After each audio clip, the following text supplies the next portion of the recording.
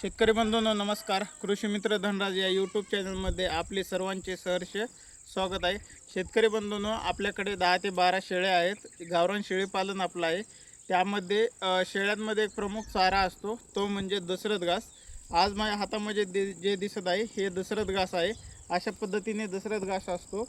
याची सुरुवातीला अशा पद्धतीने जे समोर दिसत आहे गादी वापे करायला लागतात व त्यामध्ये बियाणे टाकून त्याला अशा प्रकारे सांभाळलं जातं। आता सरासरी याला 1 वर्ष पूर्ण झालेलं आहे। दुसऱ्या वर्षामध्ये याची छाटणी चालू आहे।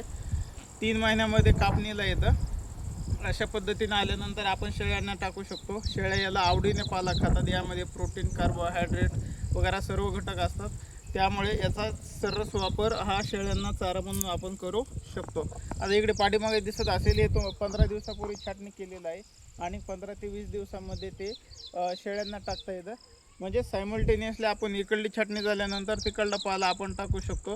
प्रत्येक शेळी पालक शेतकऱ्यांनी सरासरी एक 4 ते 5 गुंठे दशरथ घास करायला पाहिजे, जेणेकरून पिल्लांची वाढ वगैरे व्यवस्थित होण्यास मदत होते।